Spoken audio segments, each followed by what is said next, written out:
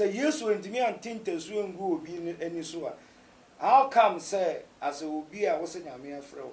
say nyame akwanche me de ohima akwanche ndie me nyintu say efinyame o say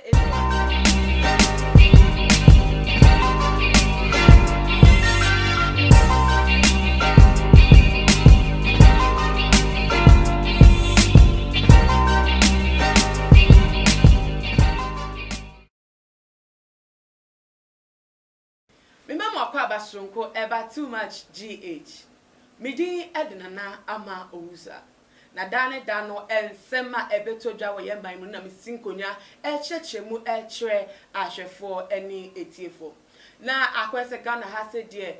komo bako a ewo nkofo ano efa ye asofo expose ya ekoso ewo ne 2. Aye kweku ana presenter net so as host a wo chechre nsem invite guest a womo so babeka womo nsem afa de womo nimfa asofo a womo ye atrofo edifo na ebiem so no womo bonkofo apo ede anreche omhom na dota dwumede echi nia eye Honorable Kennedy Agyapong wono na makwan majumede no ekoso na kofo de womo ne de program esi echese womo de di echire achepa nyene ehya ebe 3 months ago na womo hu se na ye Honorable Agyapong ono akasa da Roma wo betna studio so ekeka nsem edi adasidie edi echire efa eye Bishop Daniel Obinim ama nkofo kraka se Cecilia D.EAD we Bishop Daniel Obinim na nipa bako a eye na nkofo ekeka edi womeni edi echire tese womo twen dindin de se nka ono so asem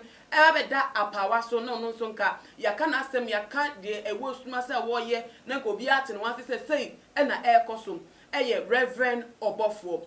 na after Bishop Daniel Obinim case no ye wie e wo the sit show no so no nkofo training ma so no wo monte hwe fa ho ebi kra ko yi video bi e de betu da a video ni mu na Reverend Obofo what ho a what say wo kan sem threatening say presenter bi ene ne boss bi nko be ready ko wo mo nko be yo mo they say obey yo mo nkola kra e wo ni so na nti nkofo kra de tag Honorable Agyapong say he asem ya aba bonten kwa de Honorable Agyapong engina so nanka won fa engivi Reverend Obofo na so ni niemu no ya antehwe emfi sa afa honom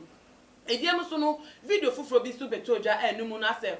Reverend Obofo wo kan se na se de wo de wawa Honorable Agyapong ho se ohun no kra wo ye bi ase na ye na ase krampo no na opekwan kra abechia no nanso ase na djuma droso onenam basa busy ninti wo nya kwanpo ambe no nti enu nti eno ye na jinse nka Cecilia D.EAD nka opo openi bi aka no na nka o ma bechia no se eja we openi me hye we yi ase entimentimi ancha wo ha na enu nsi me ho kwan se bibia amenya bia metimi abechia no ntenu nti obefa sa akonya no so eri acha no man kofo ka se ene we de Reverend Obofo o tese wo ye no ahombrase ni pa na tese nka odenya Honorable Agyapong enima dom na sto na kofo gina so se bebi edu die eye de ara Honorable Agyapong wo bebo Reverend Obofo ne chemso na yatetewa ene de abeto jane se Honorable Agyapong wakotna eye radio station so akire mu se na nkofo ni da so nkofo twa nim se wo ba be ka Reverend Obofo enwo nsem den ka se ka wegu no ho fi se no de ye obi nim no sa de entimi ensi won ma kwankra ma ni ensi esense wo hwemu ahu se Reverend Obofo wo ye nyansani pa na adwemu do ye kanu tetebrema nkode no betoto Moses Elijah mo because oye young man national bodu ne full white nyansa nkwa ne gu ni tirim owo nyansa rough na ni nya ne se wo se eyi ase omko wotepa hono no wo hunu se na Reverend Obofo na mo atese wo tutu sika nkofo edwane abe kotokoto na atese wo dane dane ho oyi achia wo hono na na hipa na enegufo elentis fi sa dane kwa no mini ne pa se Reverend Obofo se in case se wo beto ono Honorable Agyapong na asem a won fa no ho nche ne da the way obesi face super no won anga se what baby na no ho kra giri no nko be ni form ko be ni fikra basa kra se wonya baby mpo enyina e wa bonten so na so wa hwa enu tu kra mpo no ma akwan ma eye manase eni demon breaker mo asemo mu di nko fa eye Reverend Bishop Daniel Obinim ho na won ababo Reverend Obofo din wo mu di nko afa eye Bishop Daniel Obinim ho na nko ababo eye Reverend Obofo edi wom wo mutimi kan no maka sem kakra bi no majai wo ma ho kwa se nka no kra mpo ne ka betwe no aba onbo na nka wabeka site no na nka wabeye konyata na ye Bishop Daniel Obinim eye bi no so hwe nim sa se Reverend Obofo enka hwe wonyere okaya no ayedi no ohwe no enu nti wa ma ne hu ama ono honam kenyapo we hu se reverend obofo enyansani nti sa brede na sempa de senkofo hwe enim a wo mu njai kra no won kada won ka biem enu nti yen fi adwuma enu nti ena mato nsa e de afre eye osofo pani a woda Mount Zion prayer ministry a wala pass ni din e de Reverend David Aseidu se wombra na ensem wo yem biaduani because na for bi ka se honam kenyapo wo ya yimu wo ya ye te se eniso ade adwuma amaga for ase de ope e no oye obi a wakata obi adwumu se wo be expose asofa atrofodifo no aka Reverend bofo wan asem kakra ma nkofo hu se bibi wo ha na afi de waba bonte se wonka biem na de na wo patro nti obufo nkwa na do edura bi se yen doubt in credibility ni nemu no ye bedi hu nkomo wa ni tete bre metwa me ho aba ye ba ye de nkomo no be hye so.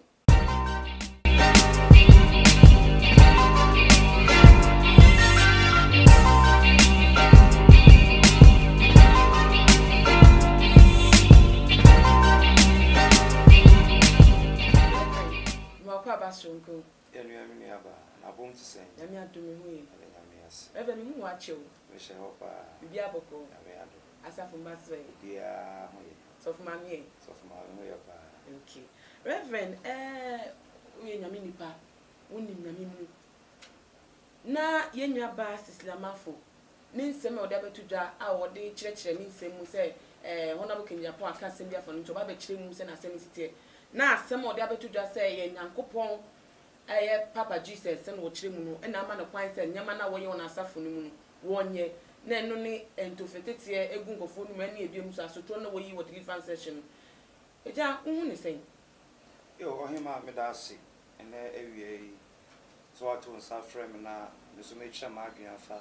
si amafo issue no no kranya me ne asemi mse ba ya chekakra enyina TTB Ghana here okwa faso ye na sorry any the way ojina ewurade adwuma mu in fact me meti asem no ha me kakra edu chese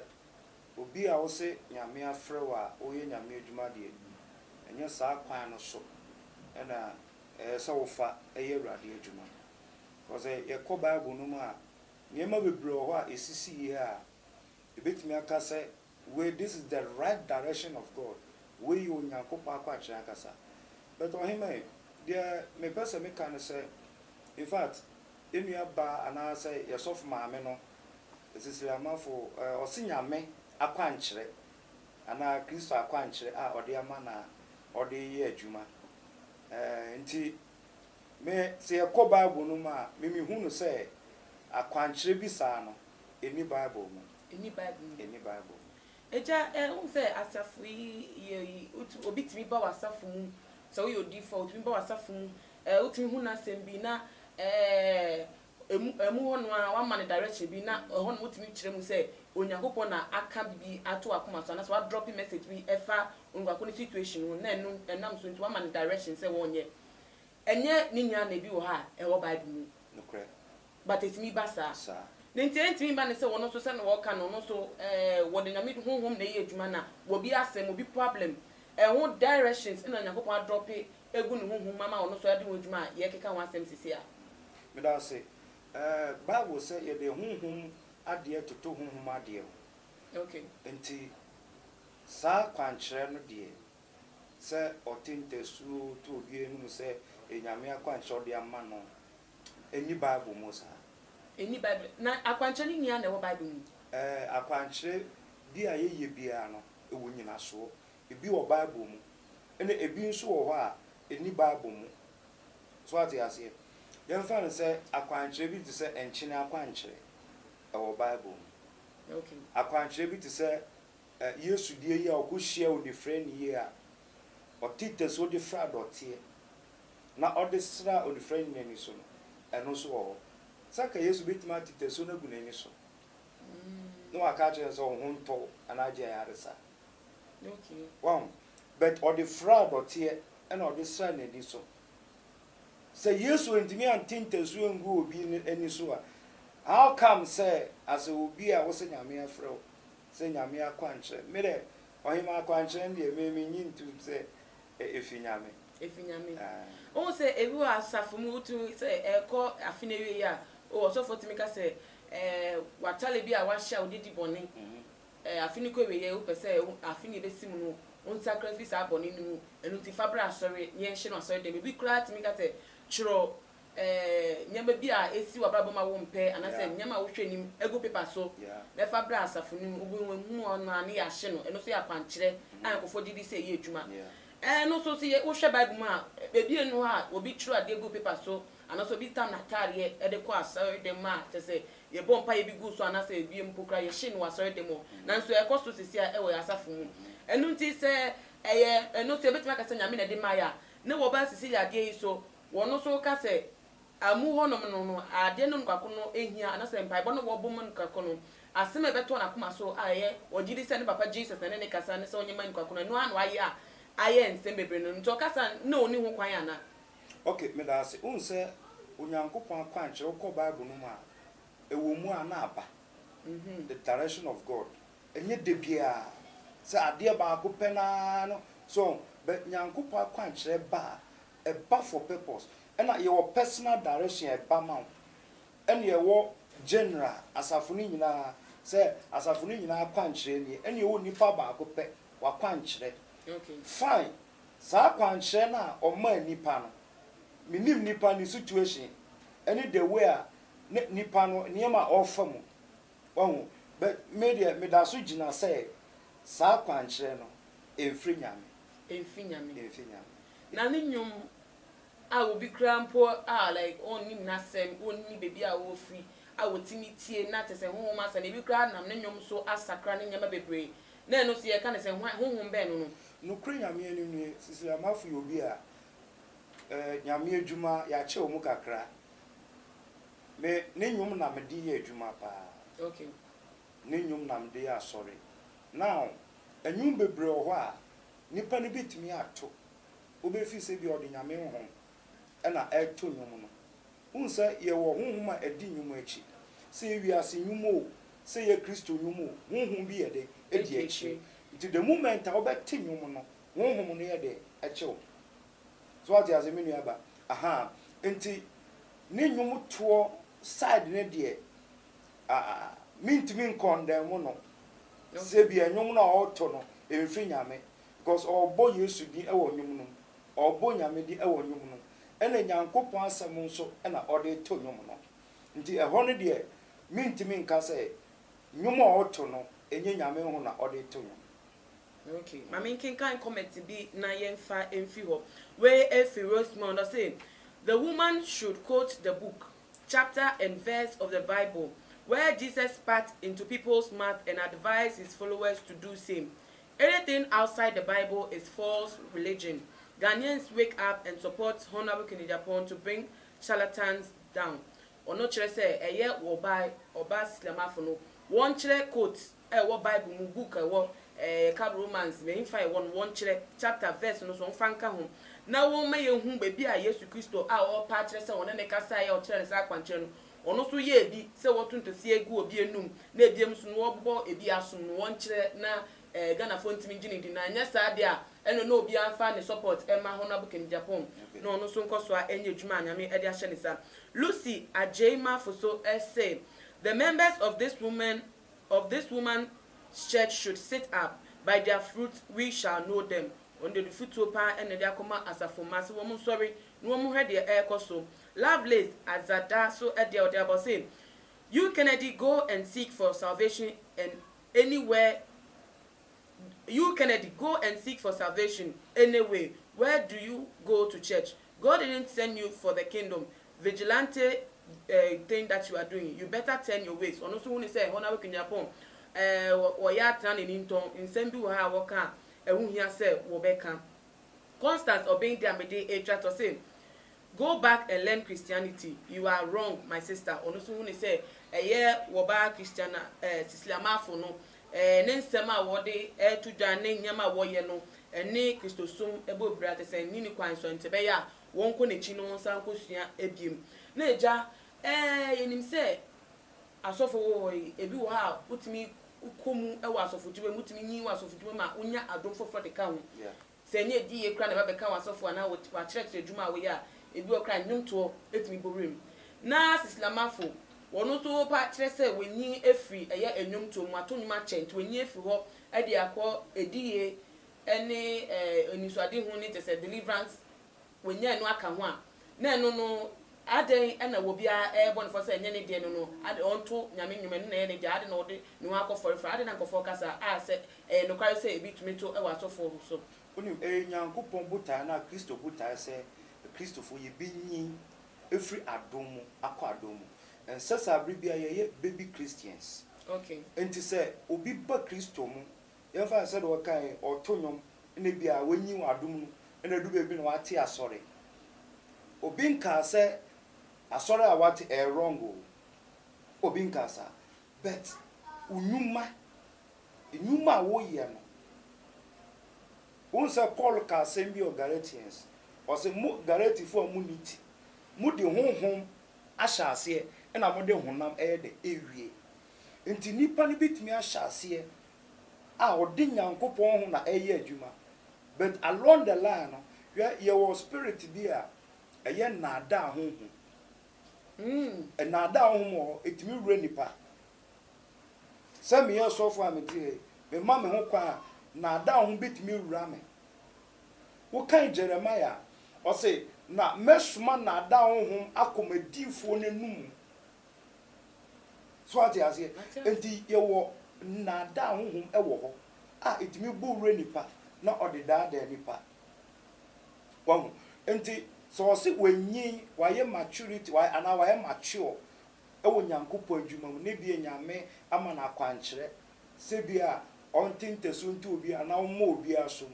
ebi na Yesu kura oba obo obi aso ansa na nipa ni nya diriva oje ana ene meti wasi ya obetimi ahya se wo honhom na nnwonto ebetimi aye honhom nyankopon honhom no de ye adwuma na to bedu baby se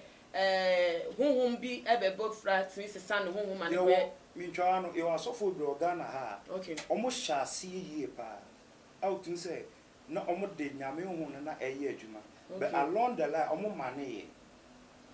na no de na omo mane and they just say she omo yebisa omo ade e mo mane ase wo de honhom ni ye adwuma no yeti asese nyankopon honhom no ba ebetara mu no wo kyerɛkyerɛ wo ene nti se wo de wo ye adwuma na wunyi na obi enyame ni so kyerɛ den na timi sima de sa fe de na wani aye te se de na wo hwehwɛ ade foforo na wo honhom foforo bi abefa wo ndomu en na ho na menti ase me kyerɛ asem ketua bi wo kan Luke chapter 4 verse 1 osna honhom de Yesu kɔsrɛ so bronsan kɔ so no hwe na bronsam etwa wiase ahenie nyina e de kyerɛ Yesu ndo so wo be kotomi asɔre me a bidi nyina bɛma tieni yo so wo be kotomi asɔre me a bidi wiase ahenie akwesa sɔfo dwuma no se wo naka mu a onyɛ sɔfo se unji din ana untutu kwan enye japade aka unni great congregation na just wo nyame frɛ na nyame nhyira wo ye se ye de nhyira ne toto nyama ho aha eno na ama enne asɔfo no bebre akoto bronsam adane omani ahwɛ wiase so ade ase honhom no wo mu omutimi de honhom na akowura abonsam ebia ekoto abonsam ho kronkron ade oyɛ ne sɛ kronkron ade wo yɛ adwuma na sɛ wo mane ekɔ different place a kronkron twe no nti o twe no ho a oben sɛ akɔtena we ana ogina baabi na o hwɛ wo sɛ bia obi nu ho a sɛ wo nu ho a kronkron betumi asa aba ade wo ayɛ adwuma bio be wo nu ho na ebia satanic kingdom no wokɔtena wokɔka mu dia na kyɛ sɛ kronkron wa de watwe no nti afa bia wo ye nyina no enye nyame ho bio ɛyɛ bronsan ho but ebia ade a ehu ho no sɛ nipa no hyɛ ase no ɔde kronkron na adwuma ɛna nipa agyi na atom nipa agyi na adi enti sɛ ɔmane a ehu ɔmane a ehu nipa ntan hu ɔno mo yɛ ohu pa so ati ase ohu pa sɛ wamane you obi o wa sɛ otumi hyɛ daka sɛ o me kɔgye adura bɛ yɛ asɔ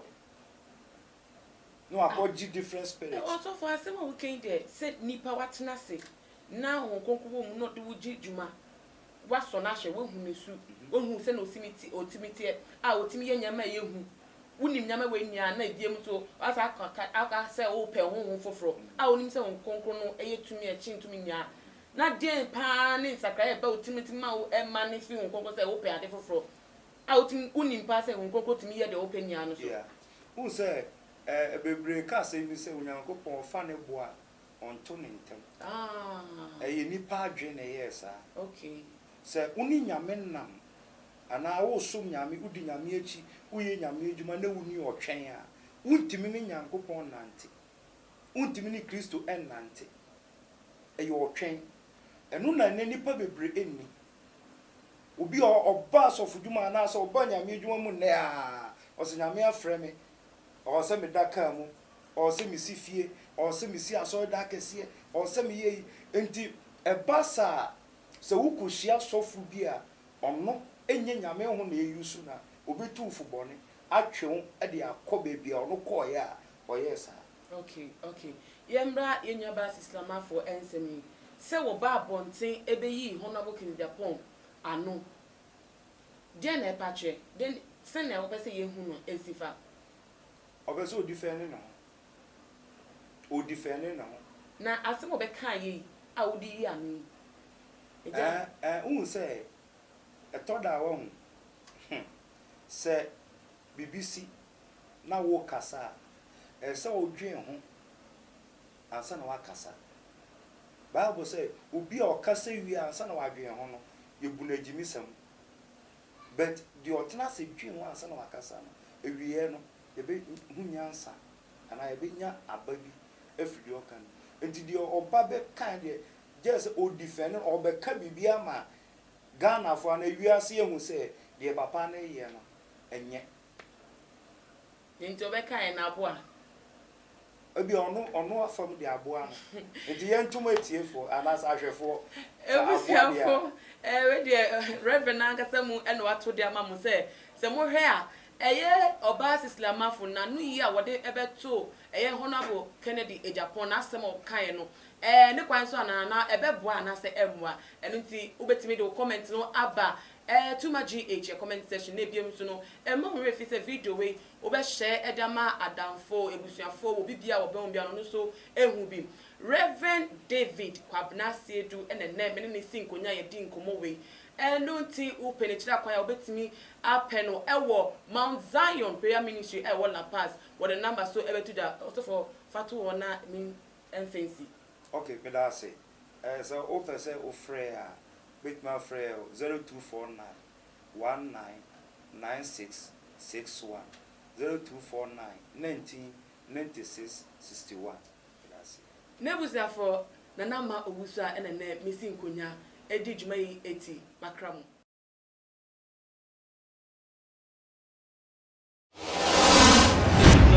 the major prophet kum chacha